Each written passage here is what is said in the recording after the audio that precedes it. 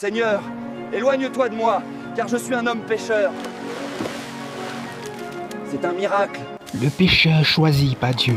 Avant d'être un apôtre, Pierre s'appelait Simon, fils de Jonas. Il vivait à Capernaum, au bord du lac de Galilée, où il travaillait comme un pêcheur avec son frère André. C'était un homme robuste, simple, direct, avec un cœur sincère.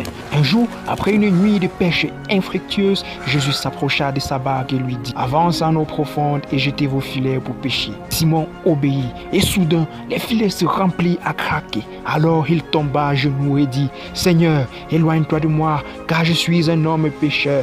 Mais Jésus répondit: sois sans crainte, désormais, ce sont les hommes que tu prendras. À cet instant, Simon comprit. Sa vie ne lui appartenait plus. Il laissa tout et suivit Jésus. Un jour, Jésus lui dit: tu es Pierre, et sur cette pierre je bâtirai mon église. Matthieu chapitre 16, verset 18. Ce nouveau nom signifiait sa mission.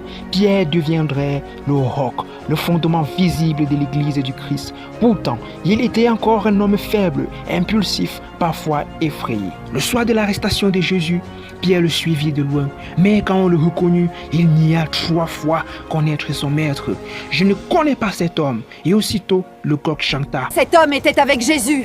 Je ne connais pas cet homme. Pierre sortit et pleura amèrement. Ses larmes furent les premières pierres de sa sainteté.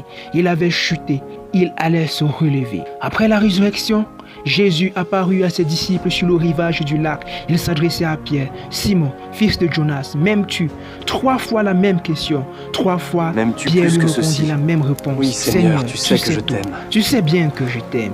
Alors Jésus lui dit: paie mes brebis. À la Pentecôte, Pierre fut rempli de feu. Le vent souffla, le feu descendit et l'Esprit Saint remplit les cœurs des apôtres.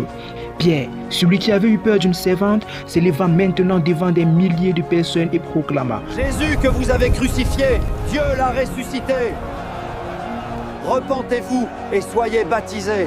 Ce jour-là, 3000 personnes furent converties. Dès lors, la main de Dieu se manifesta puissamment à travers lui. Un jour, à la porte du temple appelé la Belle, Pierre croisa un homme paralysé depuis sa naissance. L'homme tendit la main pour mendier, mais Pierre dit: je n'ai ni or, ni argent, mais ce que j'ai, je te le donne. Au nom de Jésus-Christ de Nazareth, lève-toi et marche. Et aussitôt, l'homme bondit sur ses pieds, marchant et louant Dieu. La puissance de Dieu, telle que même l'ombre de Pierre guérissait les malades.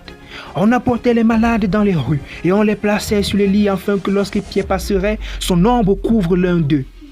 Cela est écrit dans Actes chapitre 5, verset 15. Les possédés étaient délivrés, les infirmes guéris, et tous étaient remplis de foi en Jésus. Pierre n'était plus le pécheur tremblant du passé, il était devenu l'instrument de feu de Dieu sur la terre. Mais la gloire n'effaçait pas la croix. Les autorités juives firent arrêter Pierre. Il fut jeté en prison, gardé par des soldats. Mais une nuit, un ange du Seigneur apparut, touche ses chaînes et lui dit: lève-toi vite.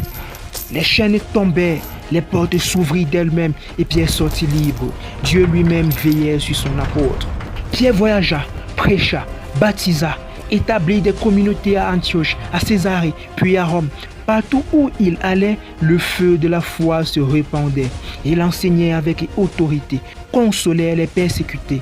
Il rappelait sans cesse que la vraie richesse, c'est le Christ. Sous l'empereur Néron, une grande persécution éclata à Rome. Pierre fut arrêté. Avant de mourir, il demandait à être crucifié, la tête en bas, car il ne se jugeait pas digne de mourir comme son maître.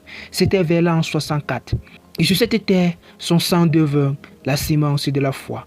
Aujourd'hui encore, la basilique Saint-Pierre s'élève à l'endroit même où le premier pape a offert sa vie pour le Christ. Pierre donc, l'homme qui doutait, qui a chuté et qui est devenu le roc de la foi et le témoin du pardon de Dieu. Son histoire nous enseigne que Dieu ne choisit pas les parfaits, mais il rend parfaits ceux qui le choisissent. Et à toi qui écoutes cette histoire, le Seigneur te dit: si j'ai pu bâtir mon église sur un pécheur, imagine ce que je peux faire de ta vie si tu me fais confiance. Alors fais confiance à Dieu. C'était tout pour cette histoire. Un homme qui est quitté du péché à la gloire avec des dons de guérison, de prophétie, de miracles. Alors imagine ce que Dieu peut faire avec toi.